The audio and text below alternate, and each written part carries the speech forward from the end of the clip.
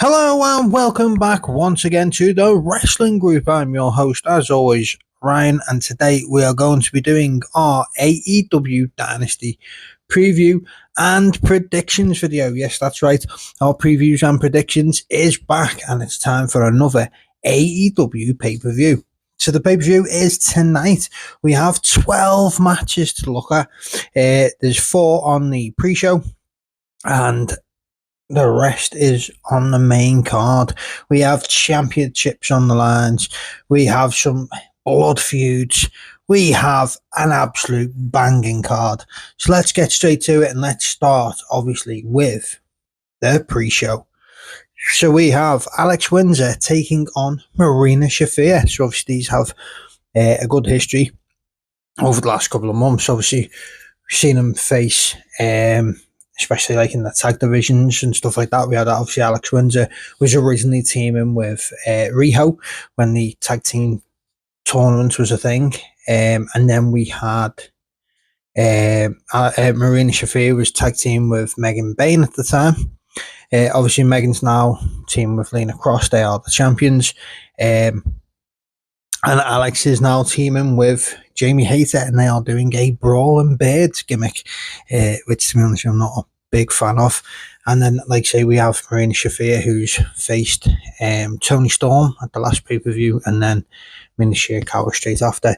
So it's a hard one, this, for me, because see, I picked Marina Shafir to win, obviously the match against Toni, and I picked her to win the match against Mina Shirakawa, and she didn't win either one of them.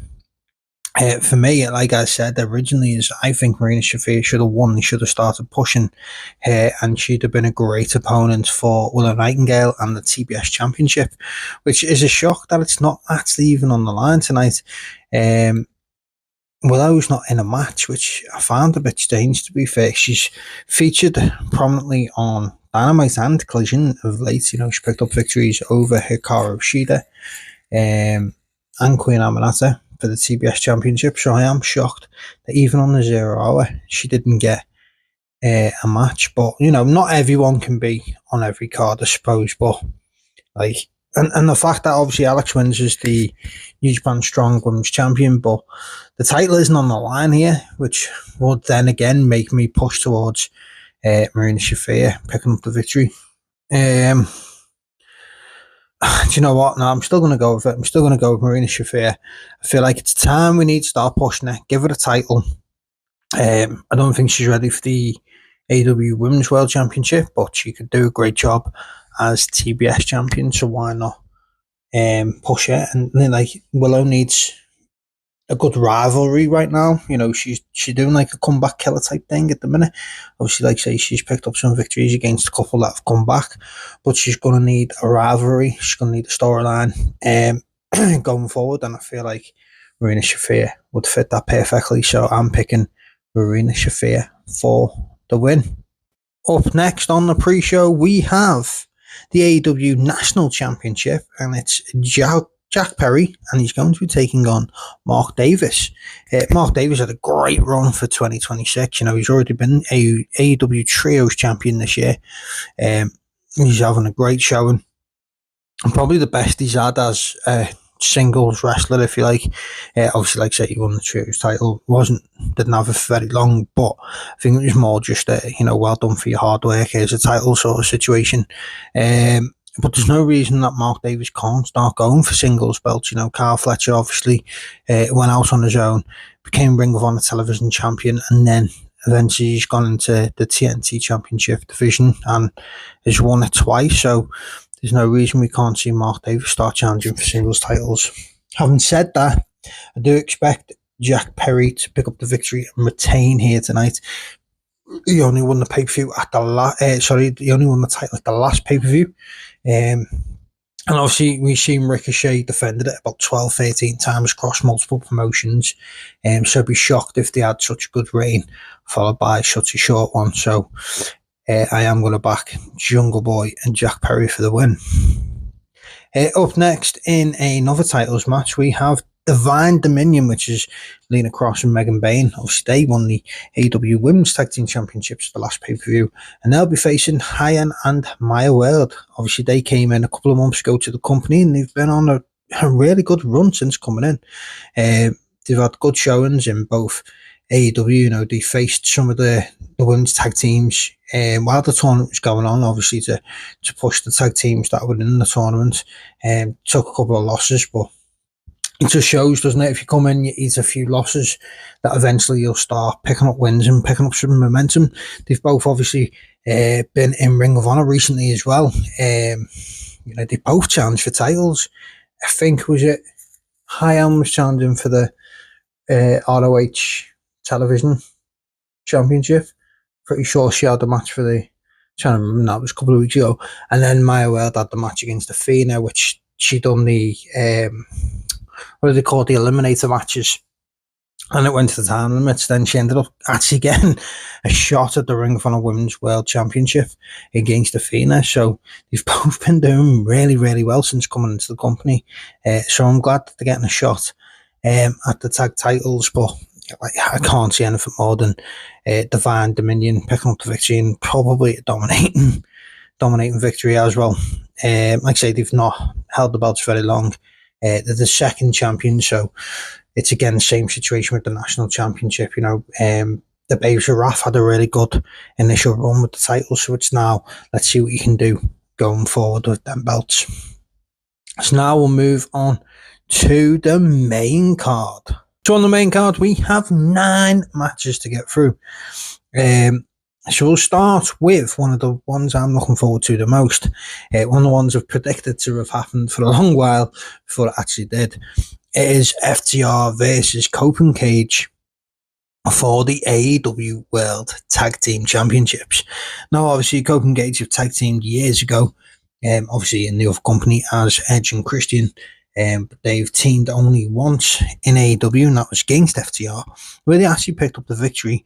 But then obviously FTR took them out afterwards, and they've been out ever since. So they've returned, and they want a shot at the tag titles. Then we've got FTR, who I consider as one of the greatest tag teams in the history of professional wrestling. They're right up there. I'd probably put them as third, with the Hardys and the Bucks 1 and 2, and then FTR in third. So it's going to be a hell of a match. FTR don't do average matches every single time they're in the ring, whether it be Dynamite, Collision, or at a pay-per-view. You know, FTR really, really do push to have match of the night every time. And it's exactly what I enjoy so much about AEW, is they actually care about the tag teams, they care about the division. You know, even when we get teams that you don't expect, like a Brody, though, like Brody King and Bandito start teaming together, but AEW did a great storytelling of telling you the history of why they're teaming together and stuff. We're not just getting 2 random dudes thrown together for the titles like an Austin Theory and Logan Paul. We're getting proper teams. And that's why I love it so much, is because they actually care about the AEW tag team division.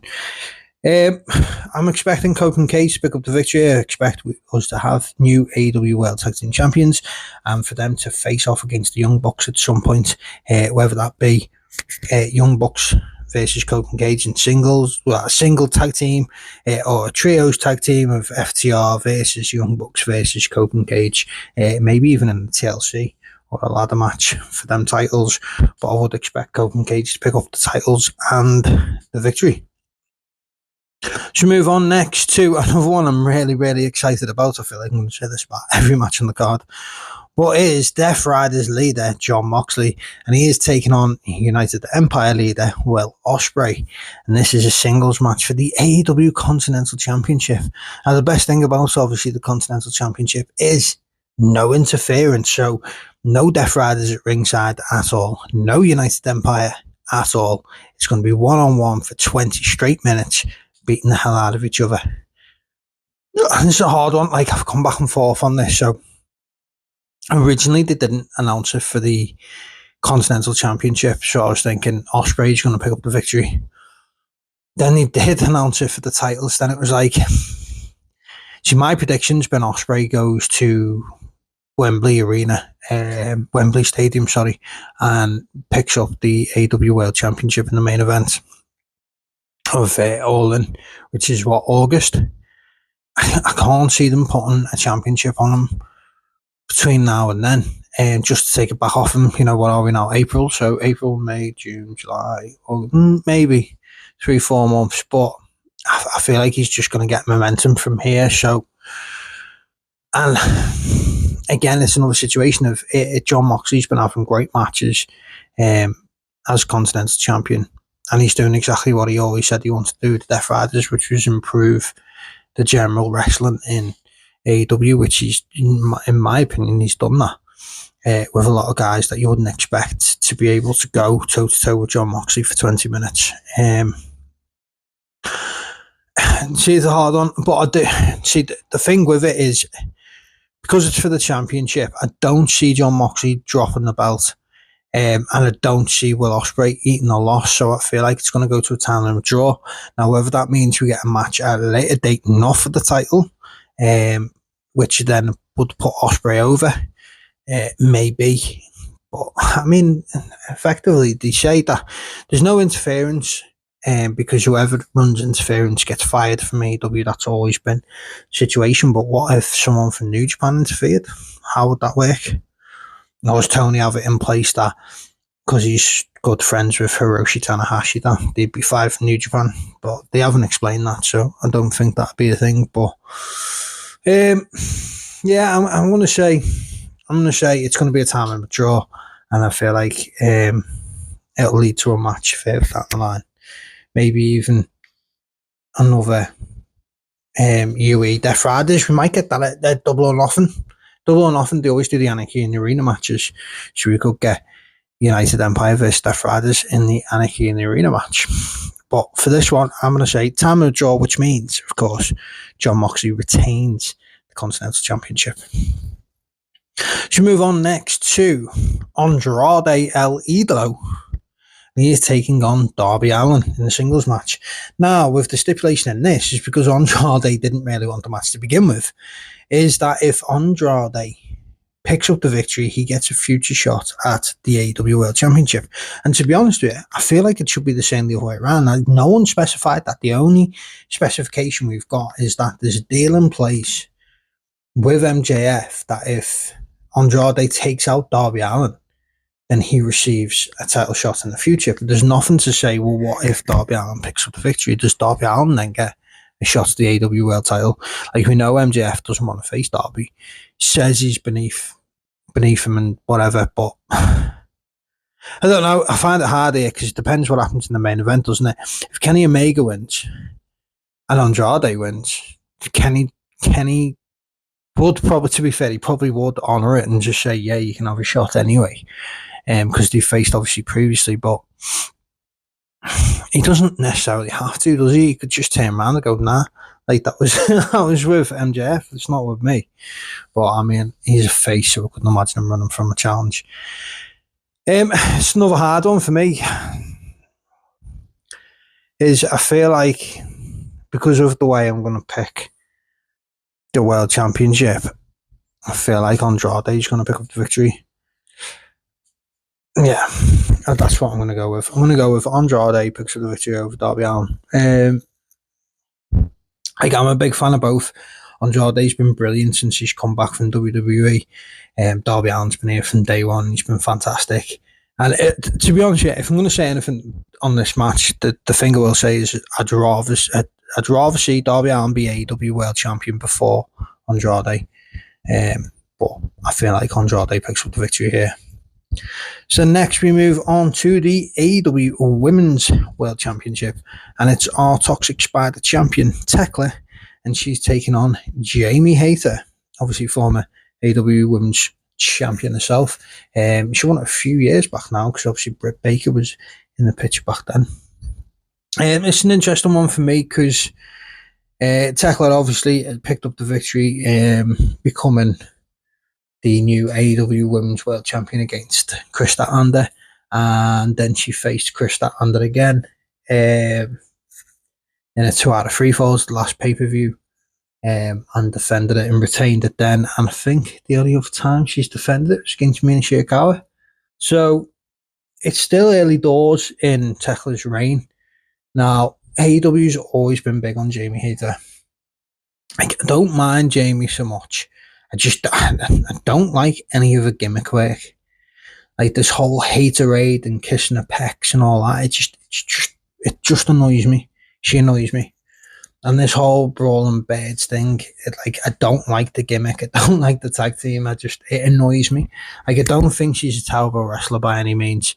And I really, really enjoyed her first run as AEW Women's Champion, even though she did sort of slip into Britt Baker's shadow a bit, which was annoying. But, you know, she's a top face in the company. Fans do get behind her, so it makes sense for her to face Tekla. It's just, I really don't want them to take the belt off Tekla just yet. You know, Tony had a great reign as champion. Chris had a good reign in terms of match quality, but it felt a little bit, something was missing, and I think it was the character and the aura, and, you know, there wasn't really ever much of a story properly, apart from the fact that she was the world champion and she wanted to, like, prove herself. That was pretty much the only story that they had going for that. But obviously with Tekla, she's got great aura. She's like so over. She's a great heel. She's got her own faction as well. You know, it's just everything about her. Her look, her style, her gimmick. She's very aggressive. She's really good in the ring. She's very good technical as well. That spider thing that she does into her speed is brilliant. Like, I really, really want Tekla to have a good, solid reign as AEW Women's World Champion. So I'm going to say Tekla picks up the victory. Hopefully, she picks up the victory and retains the AEW Women's World Championship. So from one title match to another, we have the Casino Gauntlet match for the vacant AEW TNT Championship. Now, obviously, Kyle Fletcher recently done his meniscus, which was unfortunate, I think. If I remember right, it was in the trios match. She picked up an injury, had to vacate the TNT Championship. And you know what? I'm glad that they vacated it, because the one thing AEW's done in the past that's annoyed me is where they've made the interim champions. I haven't enjoyed that. Like, you vacate it and give him a shot when he comes back, because by the sound of it, he's going to be out for most of the year. Because it's not just the meniscus as well. He's got a couple of other injuries that were niggling him. So the only participants we know so far in this match is number 1 and number 2. So number 1 is Tommaso Ciampa, and number 2 is Roosh. So I mean, this is open for pretty much anyone to come in. We could have a return. Like, I'm pray to God to say every single one of these predictions videos. You're probably sick of me saying it, but, you know, with any luck, Jay White returns and wins the whole thing and becomes the new TNT champion. It's just, I'm starting to, even me now, one of Jay White's biggest fans, I'm starting to dwindle and hope that he's actually going to return at any point. You know, there's so many wrestlers that are left off the card so far that they could all be involved in this. You know, obviously Speedball and Kevin Knight, they've just lost their trios titles. They could go into this. You know, hopefully Brody King is back now, because, you know, his friend passed away and he done the funeral. That's why he wasn't on the Dynamite this past week. Hopefully he'll be back this weekend. You know, Brody King should be in there, hopefully. You know, there's so many people that have not yet held a belt in AEW that could easily go into this match. You know, there's the likes of El Clon, Hechicero, they could be in it. You know, there's so many people that aren't yet on the card that could easily make an appearance during this TNT Gauntlet. And it's really interesting and intriguing when they do stuff like this. So, like, obviously you've got people that could return from injury, like Samoa Joe might be back, Keith Lee could be back, you just don't know. Obviously, Tommaso Ciampa's got to be one of the favourites going into this. You know, Mark Briscoe, again, we've not seen him since, when was it, last pay-per-view? But for me, like I say, Ciampa's probably going to be the favourite. Yeah, I'd like to say Brody King is going to be champion, because he's had a great push over the past couple of months. You know, he had world title shots and everything. He's been tag team champion. I would like to see him have a singles belt. But again, though, we could have someone from Death Rider, like Claudio. Claudio's not held a AEW singles championship, which sounds insane.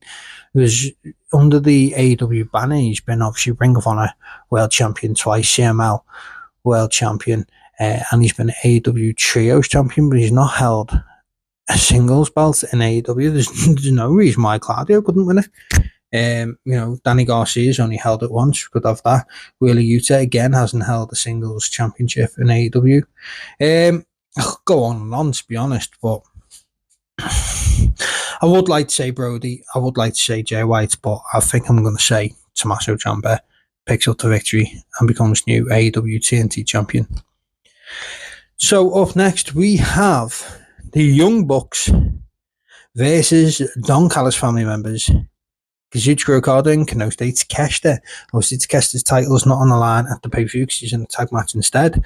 We have Takeshita and Okada who have, pretty heated history, shall we say. Both members of the Don Callis family, both favourites of Don Callis. His top guys has always been Takeshita was the very first member of the Don Callis family, Kyle Fletcher, and then obviously finally getting his hands on Kazuchika Okada, who's always wanted to manage. And he wants nothing more for them to obviously get along and team together. And they're obviously facing the best tag team in AEW history in the Young Bucks. It's going to be a great match, but I feel like the ending's going to be interesting. Okada and Takeshita have never been able to get on the same page, never been able to work together properly.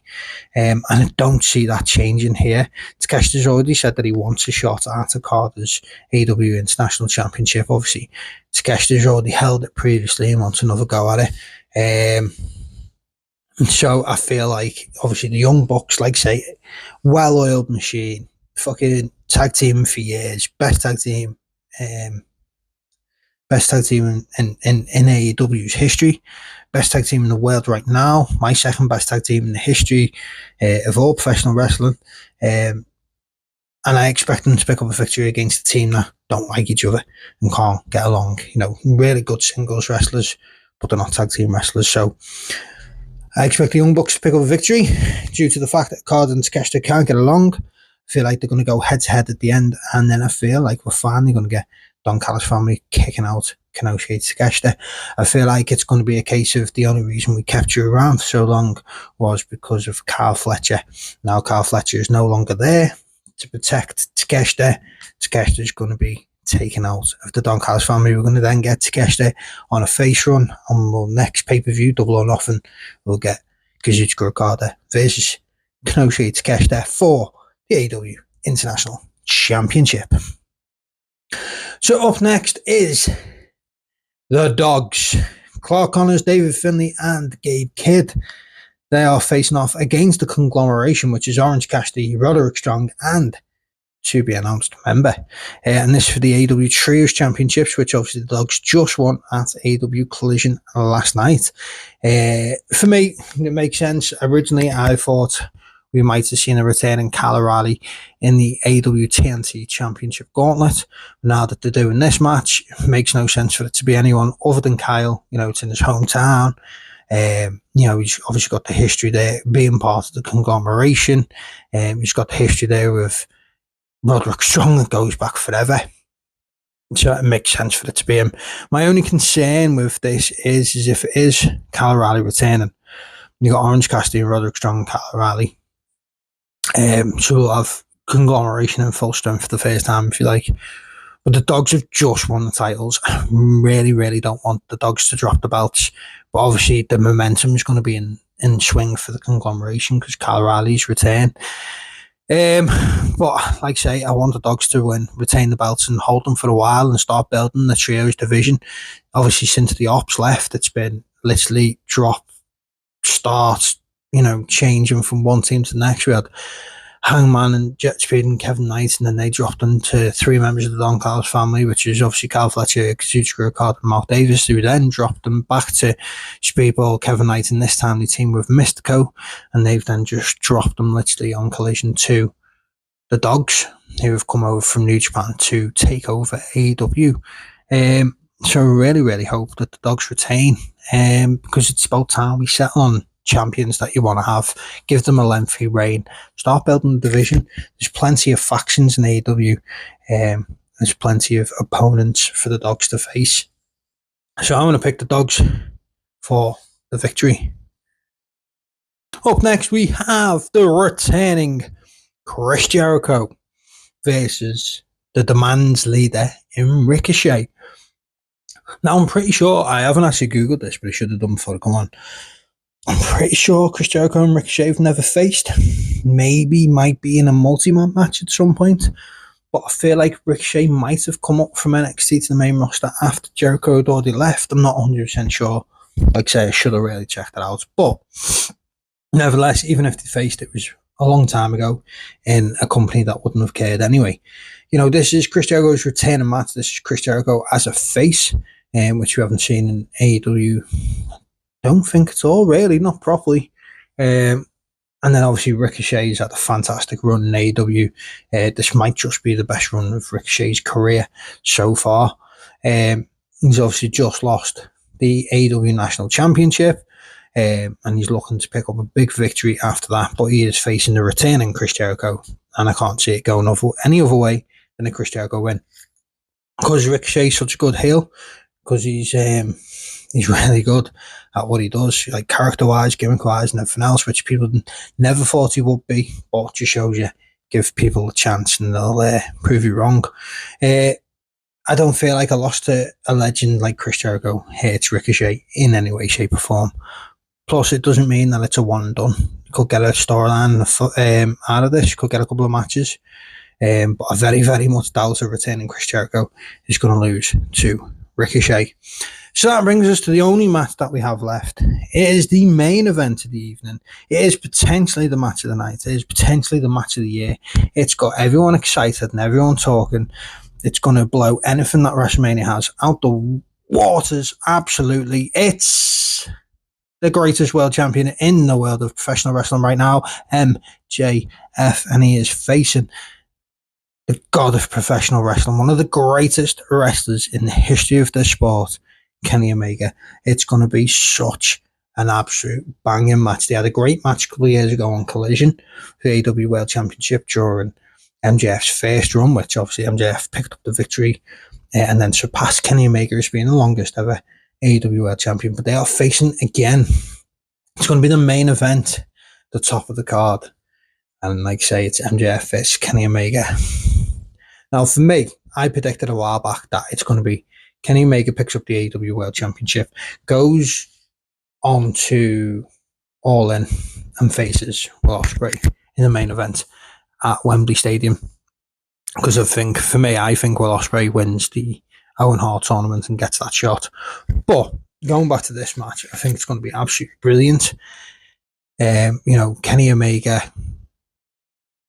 At one point, I didn't think we'd see Kenny do another world title run. He's had really bad luck, obviously with the diverticulitis, with obviously nearly dying. Then coming back, and he come back and he looked okay for a little bit, and then he sort of went off the boil a bit, and then he teased a return to the elite, which would mean he wouldn't be doing many singles runs again. But over the last 5-6 months, he's really stepped it up, and he's looking a lot more like Kenny Omega that we used to. And I feel like it's time to put the world title back on him. I do feel it'll be his last run as AEW World Champion, but Kenny Omega definitely deserves to be more than just a one-time AEW World Champion. And there you have it. That is my prediction. I am picking Kenny Omega, picks up the victory, becomes AEW World Champion, goes on to face Will Ospreay at Wembley Stadium and All In. So there you have it. If you're still with me, I'm sorry it takes so long, but as they always do, because these are massive cards. It's not WWE. We don't have 4 matches, which would be like a 5-minute video. This is a good, proper 12-match card if you watch the pre-show, which we will be doing. So there you have it. That is my predictions. Let me know, as always, what your predictions are. Drop them in the comment section and we will compare them after the show has been on. And as always, if you haven't already, please do leave us a like, drop us a comment, and the most important one, please do subscribe to the Wrestling Group on YouTube and follow us on TikTok. Thank you so much.